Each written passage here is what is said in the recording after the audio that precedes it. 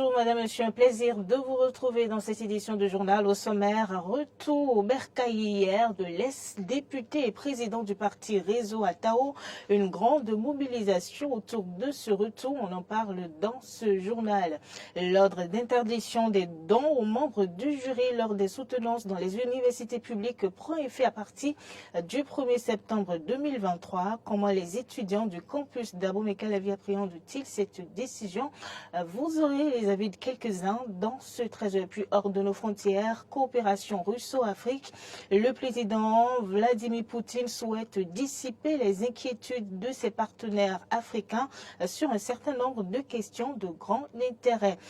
Voilà donc pour le sommaire. Et aujourd'hui, vendredi, comme d'habitude, vous le savez, nous aurons l'entretien en plateau avec notre rédacteur en chef, Peggy Ludovic Dagba, déjà en place. Bonjour Peggy Ludovic. Bonjour à vous. Merci de m'accueillir sur votre plateau dans votre journal. Et donc ce sera juste après ceci. Tout à fait.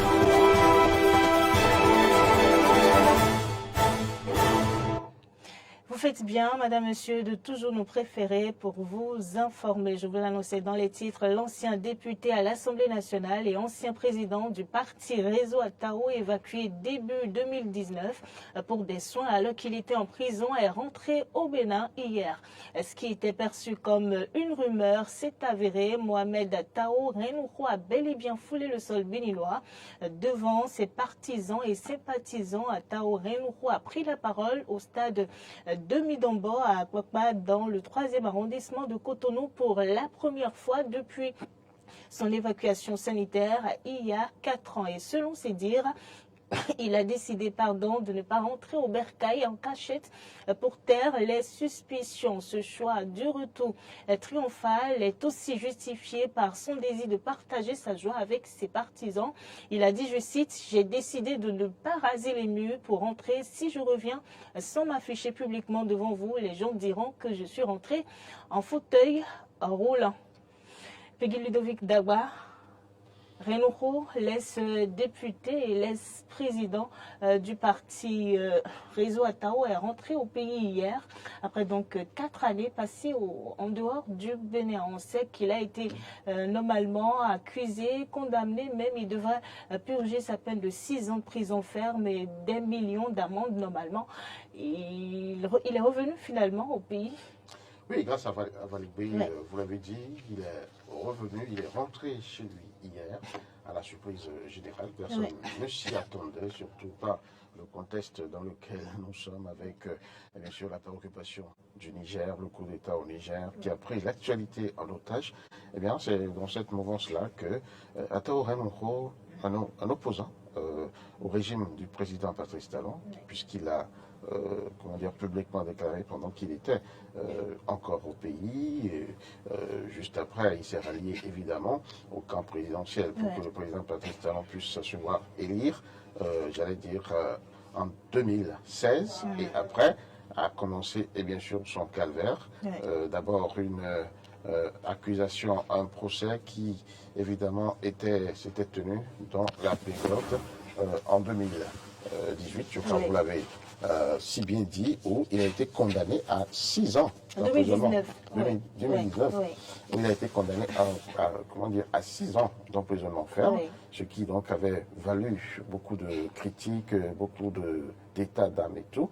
Et puis, ça n'est suivi une période de maladie où, pendant sa peine, il était en prison, il a été obligé d'être évacué. Je crois que c'est le ministre de la Justice qui avait pris la décision de son évacuation sanitaire.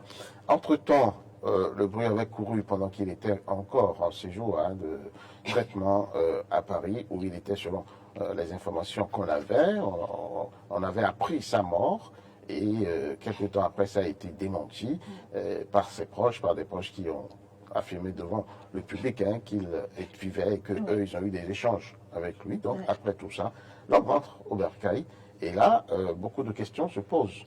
Moi, j'ai lu un peu dans la presse ce matin, il y a certains journaux qui disent s'il est rentré, qui se demandent s'il est rentré pour purger sa peine de 6 ans, ou alors comment ça va se passer? Justement, j'allais certainement vous poser cette question et c'est la question suivante. J'allais vous demander, dans le contexte dans lequel il est rentré justement au pays, on sait qu'il n'a pas purgé aucune de ses peines contre lui et tout. Est-ce que, comment la justice peut s'y prendre en fait?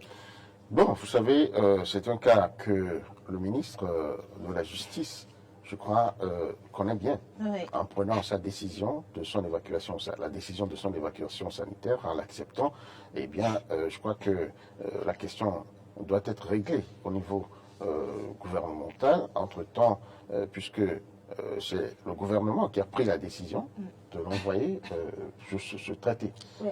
Je crois que le ministre étant le ministre de tutelle du parquet, il doit avoir, comment dirais-je, un modus vivendi, où il poursuit, il retourne en prison pour purger sa peine, ou alors il est gracié par le chef de l'État, et j'entends dire qu'il y a le pardon pour certaines personnalités de la République qui est dans le courant actuellement.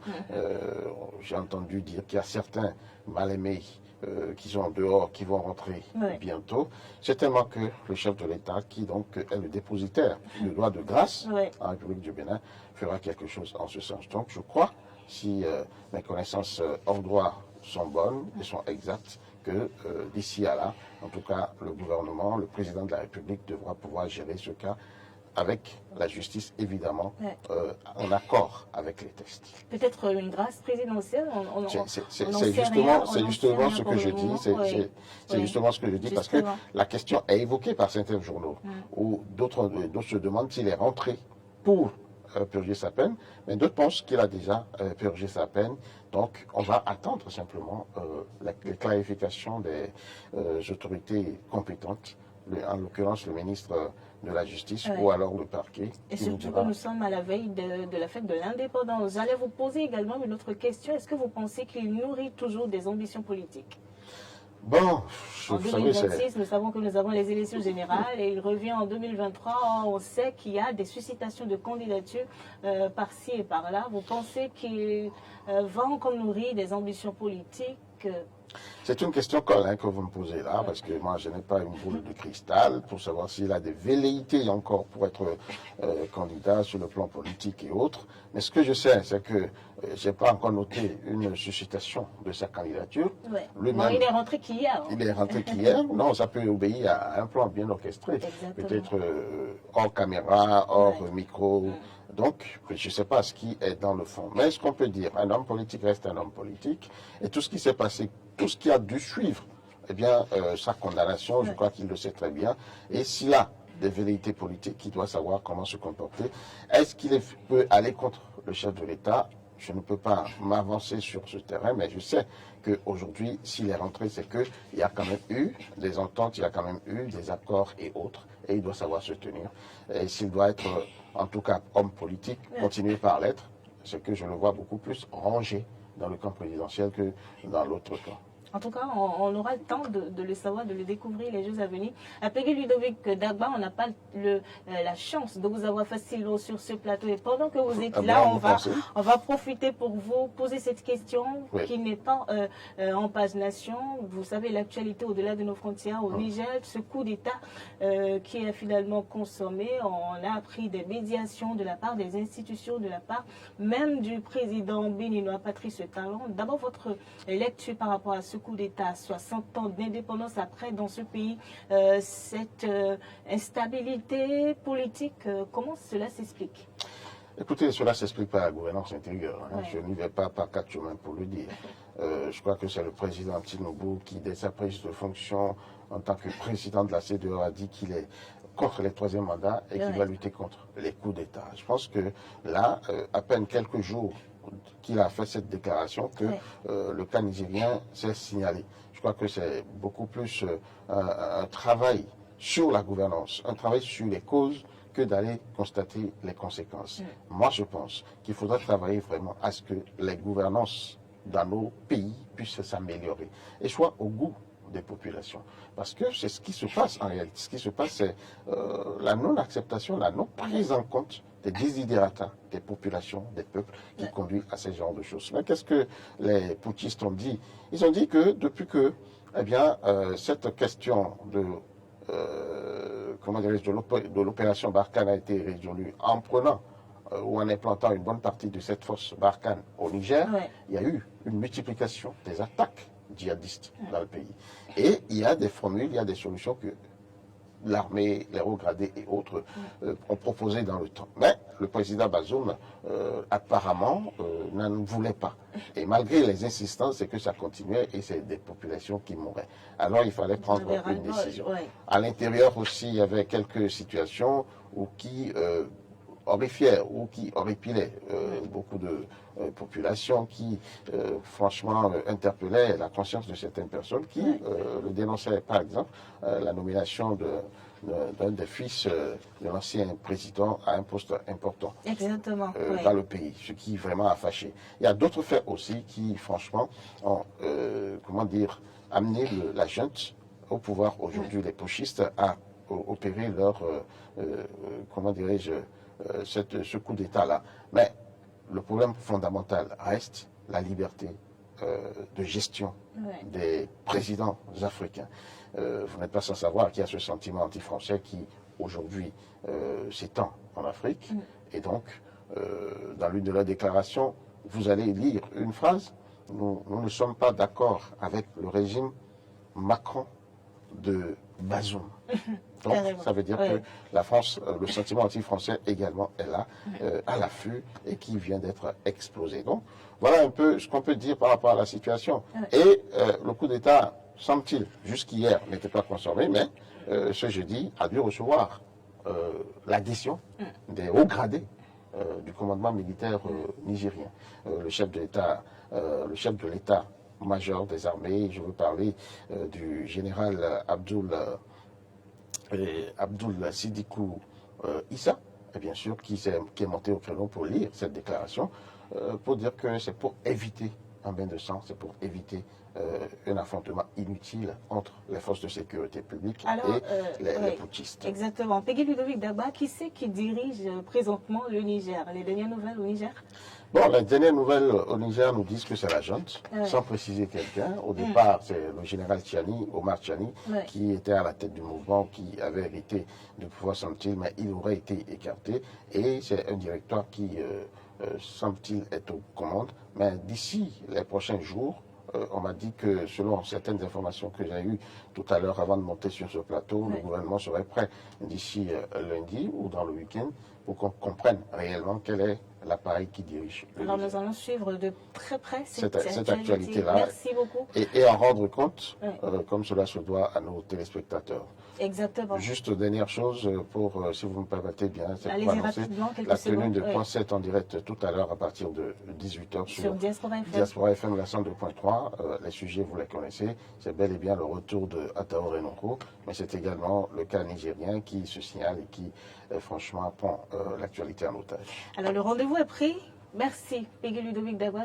Je rappelle que vous êtes rédacteur en chef de Diaspora FM et de EDN TV. Merci d'être passé pour ces précisions, ces clarifications sur ces différentes questions d'actualité. Ce journal se poursuit.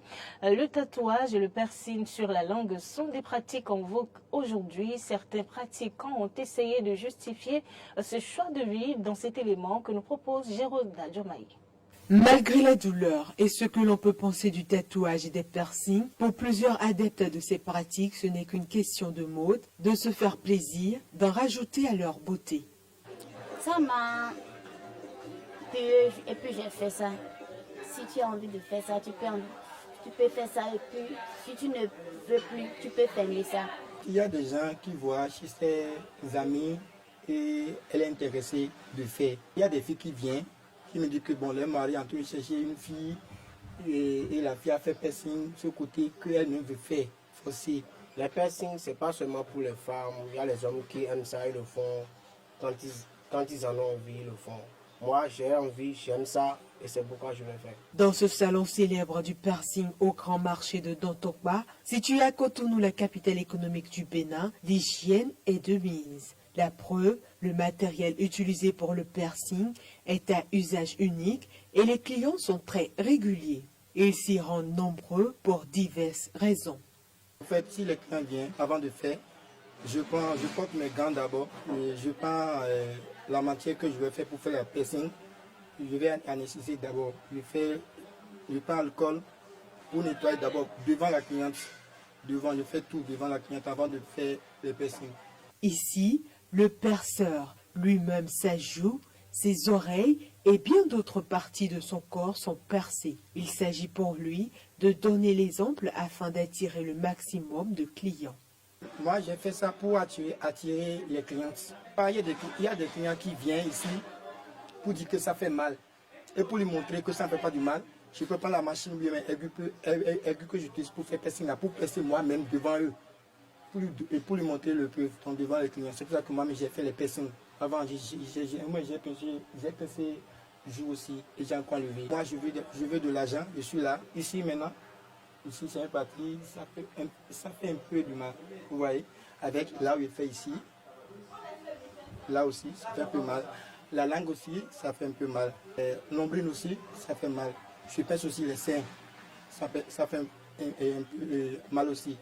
Pour la plupart des femmes, ces différentes décorations artificielles sur le corps constituent des atouts de séduction pour attirer les hommes. Alors, qu'en pensent les hommes eux-mêmes? Les femmes qui font des trucs comme ça, ce n'est pas forcément que une femme doit faire certaines choses avant que ce soit bon pour les hommes. Les femmes qui font le piercing, là, moi je ne les apprécie pas. Parce que ça ne me sert même pas. Je sais, moi je le prends comme, je ne sais pas comment dire, comme les prostituées ou bien, je ne sais pas comment dire quoi. Sinon... Inter, je vous l'annonçais dans les titres, deuxième sommet Russie-Afrique, un événement marquant qui a réuni des représentants de 49 pays africains en Russie. D'importants termes ont été abordés dès le premier jour. La question du développement de la coopération russo-africaine a intéressé le président Vladimir Poutine, venu en présentiel participer à ce sommet. Le plus marquant de la première journée a sans doute été la séance plénière entre le président russe et les dirigeants africains. Dans son discours, Vladimir Poutine a accordé une attention particulière à la question du développement de la coopération russo-africaine, surtout à la livraison des céréales russes à grande échelle, promise après la sortie de Moscou de l'accord céréalier. La Russie se déclarant prête à fournir au pays dans le besoin des quantités plusieurs fois supérieures initialement prévues par l'accord. Notre pays est capable de substituer les céréales ukrainiennes à titre gratuit dans les pays ayant le plus grand besoin de l'Afrique. D'autant plus que cette année, nous attendons la récolte de record. En ce qui concerne les faits concrets, dans 3 mois, nous serons prêts à envoyer à titre gratuit, envoyer au Burkina Faso, le Zimbabwe, Mali, le Somalie, la République centrafricaine et à l'Érythrée 50 000 tonnes de céréales. Nous aurons assuré la livraison gratuite de ces cargaisons. Des extrémistes islamophobes ont brûlé au moins 2 exemplaires du Coran cette semaine au Danemark. Ces autodafés ont peut-être des raisons de le faire, mais les autorités islamiques condamnent la profanation.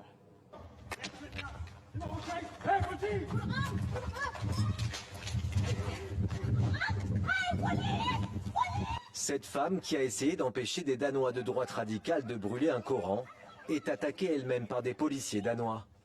Au lieu d'arrêter l'activiste qui entend profaner le livre sacré des musulmans, ils jettent la femme à terre, lui arrachent le Coran, en le déchirant et le remettent aux radicaux comme si de rien n'était pour qu'ils finissent l'autodafé. Alors qu'en une semaine, 3 exemplaires du Coran ont été brûlés à Copenhague, le ministre danois des Affaires étrangères Lars Løkke Rasmussen a condamné ces autodafés en les qualifiant d'actes stupides, mais en ajoutant que l'autodafé de livres religieux n'est pas un crime au Danemark. C'est un acte honteux d'insulter la religion des autres. Ceci s'applique à l'autodafé du Coran et d'autres symboles religieux. Cela n'a d'autre objectif que provoquer et engendrer la division. En réponse, une vague de manifestations a déferlé dans les pays musulmans à travers le monde. Ainsi au Yémen, des dizaines de milliers de manifestants sont descendus dans les rues. En brandissant des exemplaires du Coran, ils ont exigé des excuses auprès des musulmans de la part de Copenhague et de Stockholm et ont appelé au boycott des marchandises danoises et suédoises. La réponse sera ferme si Dieu le veut de notre part à nous, le peuple yéménite. Nous sommes situés dans une zone géographique importante et nous leur disons que la réponse viendra bientôt d'ici avec la fermeture du Bab el-Mandeb contre les produits danois et suédois et contre les produits venant de ceux qui sont hostiles à l'islam et aux musulmans. En Iran, des étudiants et des militants se sont rassemblés devant l'université de Téhéran pour condamner la profanation du Coran. Ils ont chanté des slogans en tenant des pancartes et des exemplaires du livre saint. Pour eux, les autorités danoises et suédoises utilisent la liberté d'expression comme prétexte pour justifier le sacrilège du Coran. Le Coran est un livre scientifique, culturel et humanitaire. Le Coran est un livre de l'égalité et de la liberté d'expression. Le Coran contient toutes ces valeurs, mais certains pays du monde trouvent assez d'arrogance pour commettre des actions pareilles. Le Coran est... Et c'est la fin de cette édition du journal. Merci, madame, monsieur, de nous avoir suivis. À 18 h, retrouvez votre nouvelle émission Affaires H. Restez fidèles au programme de votre chaîne de télévision UDN TV.